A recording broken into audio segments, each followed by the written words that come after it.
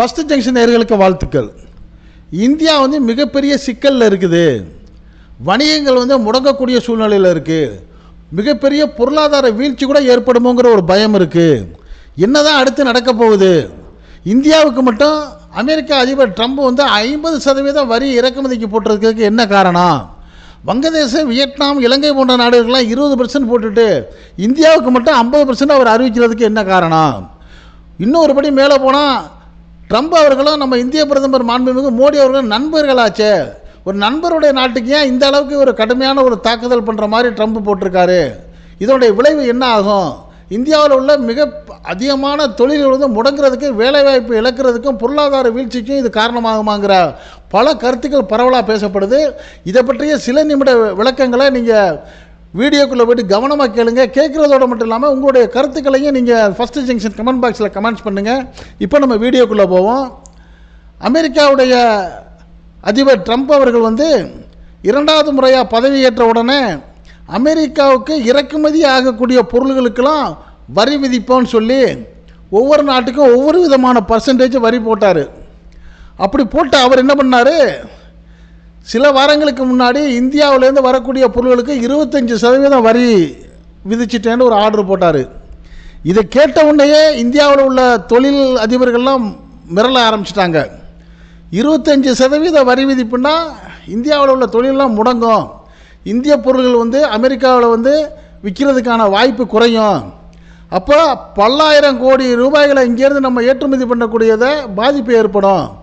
தொழிலெலாம் மூடுற மாதிரி சூழ்நிலை வரும்னு கஷ்டப்பட்டு கவலைப்பட்டுக்கிட்டு இருக்கிறப்பவே ஒரு வாரத்துக்கு இதை நிறுத்தி வச்சார். இந்த 25% நிறுத்தி வச்சு 7ஆம் தேதிக்கு பிறகு சொல்கிறேன்டவர்.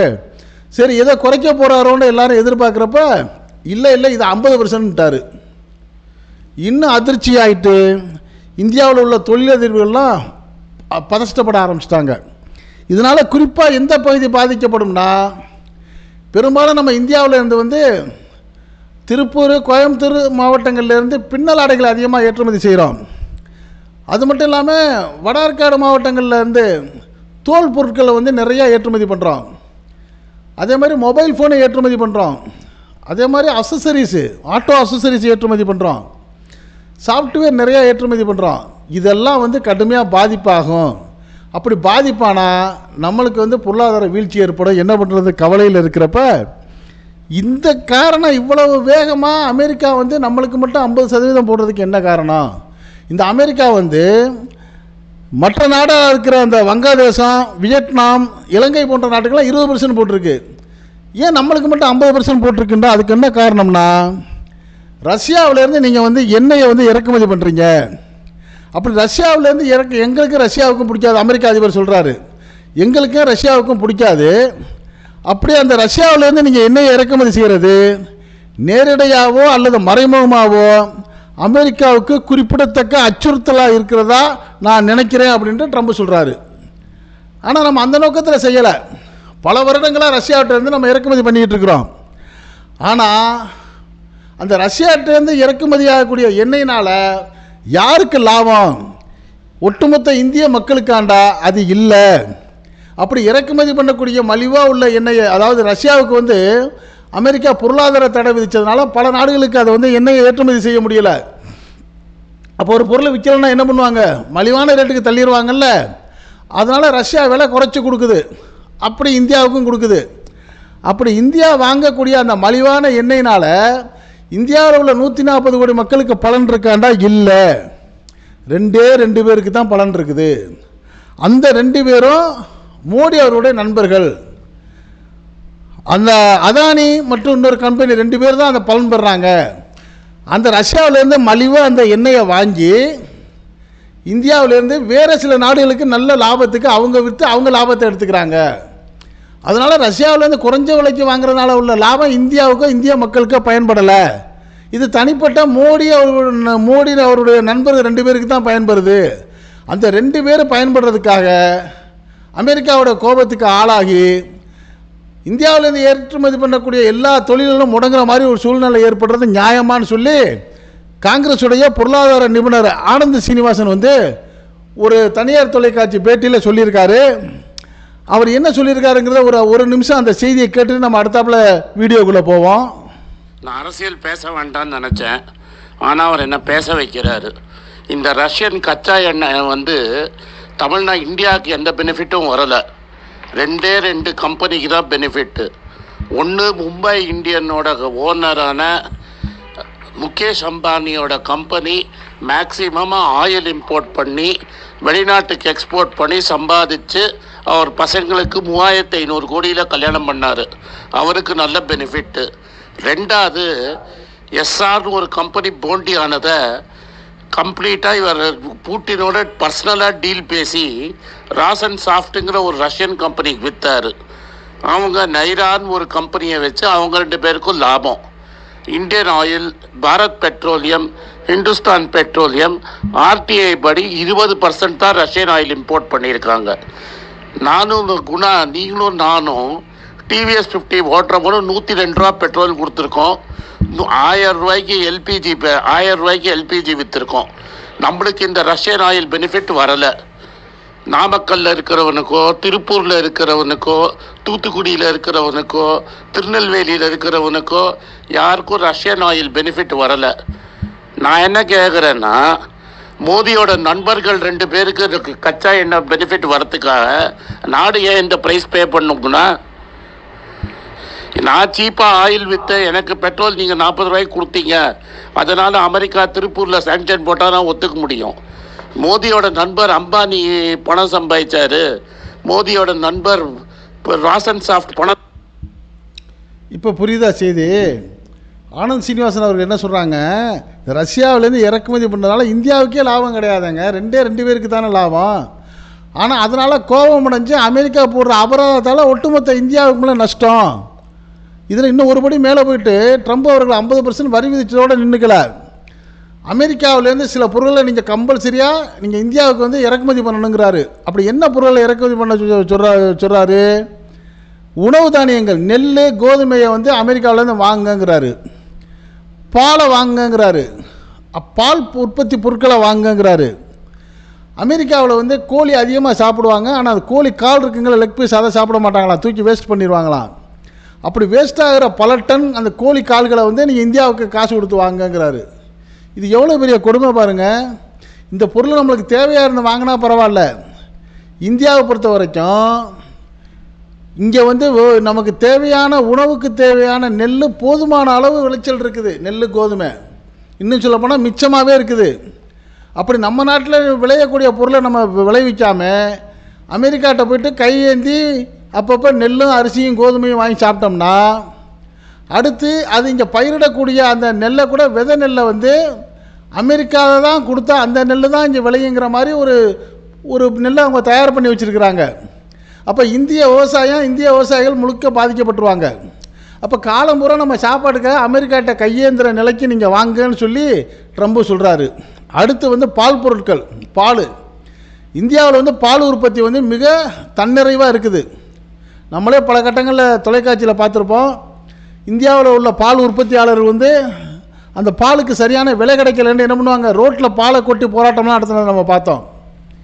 அப்படி இருக்கிறப்ப நம்ம இந்த பால் நம்மளுக்கே மிச்சமாக வர்ற பாலை விட்டுட்டு அமெரிக்காவில் பால் வாங்கினா நம்ம பாலை என்ன பண்ணுறது?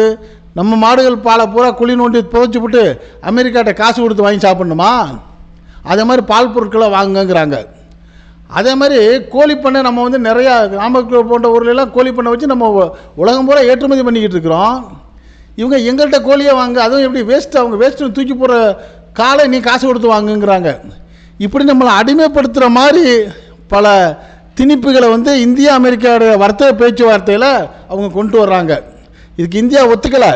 இருந்தாலும் இந்த அளவுக்கு இவருக்கு கோபம் வர்றதுக்கு என்ன காரணம்டா? ஒரே காரணம், ரஷ்யாட்ட வந்து நம்ம வந்து அந்த எண்ணெய் வாங்கிறது தான். அதுக்கு இவ்வளோ பெரிய கோவப்பட்டு ட்ரம்ப் இந்த வேலையை செய்கிறாரு. அதனால தான் அவர் என்ன பண்ணுறாரு, மற்ற நாடுகளுக்கெல்லாம் 20% வரி விதிப்புன்னு சொல்லிட்டு இந்தியாவுக்கு மட்டும் 50% போடுறாரு. இந்த மாதிரி கண்டிஷன்ஸ்லாம் போடுறாருங்கிற ஒரு பரவலான செய்தி வருது. அடுத்து ஒரு மோசமான செய்தி பாருங்கள். இந்த நிலைமை வந்து அமல்படுத்திட்டாருன்னு வச்சுங்க, இந்தியாவிலேருந்து குறிப்பாக இந்த திருப்பூரை எடுத்துங்களேன், திருப்பூர்லேருந்து பின்னல் ஆடைகள் வந்து 50% அமெரிக்காவுக்கு தான் எக்ஸ்போர்ட் ஆகுது. அந்த 50%ல் போன வருஷம் மட்டுமே 44,000 கோடி ரூபா மதிப்பான பின்னல் ஆடை வந்து எக்ஸ்போர்ட் பண்ணியிருக்காங்க. இப்போ இதுக்கு 50%னா அந்த அமெரிக்காவில் நம்ம பொருளை விற்காது, எக்ஸ்போர்ட் பண்ணவும் முடியாது. இங்கே உள்ள இண்டஸ்ட்ரி எல்லாம் என்ன ஆகும், க்ளோஸ் ஆகிரும், எல்லாம் மூடிடுவாங்க.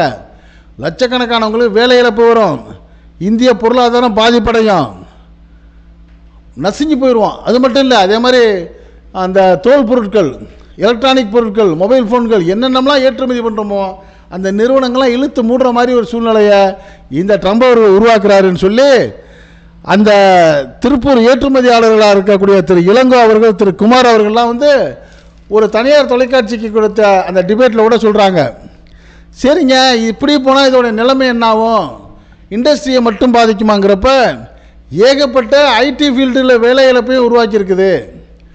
ஏகப்பட்ட பல்லாயிரக்கணக்கான இந்த ஐடி ஃபீல்டு வேலை பார்க்கக்கூடியவங்கெல்லாம் வேலை இழக்கிற சூழ்நிலையும் இப்போ உருவாகிருக்குங்கிற இன்னொரு செய்தியும் ரொம்ப கவலைக்கிடமாக தெரிவிக்கிறாரு. ஒரு சில 2-3 அதாவது ஒரு அரை நிமிட செய்தி அதையும் கேட்டுட்டு அடுத்தாப்புல வீடியோக்குள்ளே போவோம். மோடியோட நண்பர்கள் 2 பேருக்கு கச்சா எண்ணெய் பெனிஃபிட் வரதுக்காக நாடு ஏன் இந்த பிரைஸ் பே பண்ணும்னா, எங்களுக்கு பெட்ரோல் கம்மியாக கொடுத்தீங்களா, டீசல் கம்மியாக கொடுத்தீங்களா, எல்பிஜி கம்மியாக கொடுத்தீங்களா, கொடுக்கல. உங்கள் பணக்கார நண்பர்களுக்கு நீங்கள் ஹெல்ப் பண்ணீங்க. அதுக்கு ஏன் சார் என் திருப்பூரில் இருக்கிற தொழிலாளி கஷ்டப்படணும், இல்லை இதில் ராணிப்பேட்டில் இருக்கிறவங்க கஷ்டப்படணும், இல்லாட்டா கரூரில் இருக்கிறவங்க கஷ்டப்படணும்? அதுக்கப்புறம் ஐடியை பற்றி பேசினார். ஆனாதப்பட்ட டிசிஎஸ்ல 15,000 பேரை வேலையை விட்டு அமிச்சிட்டாங்க சார். நீங்கள் டேரிஃப் வரதுக்கு முன்னாடியே இன்ஃபோசிஸில் 3 வருஷமாக ஆள் எடுக்கிறது இல்லை, விப்ரோவில் ஆளை குறைச்சிட்டாங்க. எந்த கம்பெனியில் ஆள் எடுக்கிறாங்க இப்போ? இப்படி எல்லா வகையிலையும் வந்து தொழிலும் தொழில்துறைகளும் பாதிக்கப்படுற சூழ்நிலையில் மோடி அவர்களே உங்களுடைய நண்பர் தானே இந்த ட்ரம்ப்பு, நீங்கள் அவர்கிட்ட போய் பேசுங்க, ஏன் இப்படி எங்களை நீங்கள் வந்து பாதிப்படைய செய்கிறீங்கன்னு பேசி சரி பண்ணுங்க. அப்போ இந்த ரஷ்யாவிலேருந்து வாங்கக்கூடிய பல வருஷமாக தான் நம்ம வாங்கிக்கிட்டு இருக்கிறோம், அந்த பலன் வந்து இந்திய நாட்டுக்கு கிடைக்கிற மாதிரி செய்யுங்க. அது எப்படி 2 பேருக்கு மட்டும் போகிற மாதிரி செய்கிறீங்க? அதற்கெல்லாம் ட்ரம்ப் ஒத்துக்குவார் உங்கள் நண்பராக இருக்கிறதுனால. அதனால் ஏற்றுமதி வரி விதிப்பை மற்ற நாடு மாதிரி 20% கொண்டு வர சொல்லுங்கள்.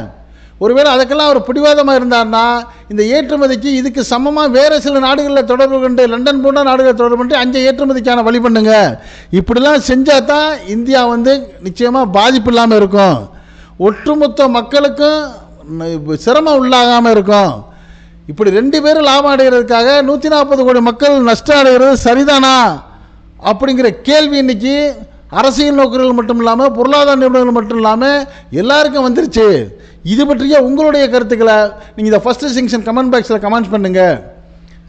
இந்த செய்தி பிடிச்சிருந்தா அதுக்கு ஒரு லைக் கொடுங்க. இதே போன்ற அரசியல் செய்திகள் நாட்டில் 4 பக்கம் நடக்கக்கூடியதை எந்த விதமான இடைச்சல்களும் இல்லாமல் உள்ளது உள்ளபடி உங்கள் வீட்டுக்குள்ளே 4 சூழல்களை கொண்டு வந்து சேர்க்கக்கூடிய நம்ம ஃபர்ஸ்ட் ஜங்ஷன் சேனலுக்கு இதுவரை சப்ஸ்கிரைப் பண்ணாதவங்க சப்ஸ்கிரைப் பண்ணுங்கள். மறக்காமல் பக்கத்தில் இருக்க பெல் ஐக்கானை கிளிக் பண்ணுங்கள். அப்போ தான் நம்ம போடக்கூடிய ஒவ்வொரு செய்தியும் உங்கள் நோட்டிஃபிகேஷன் காட்ட நீங்கள் விரும்பியதை பார்க்கலாம். என்றும் இணைந்திருப்போம். நன்றி. உங்கள் அன்பன் அஷ்ரஃப் அலி. வாழ்த்துக்கள்.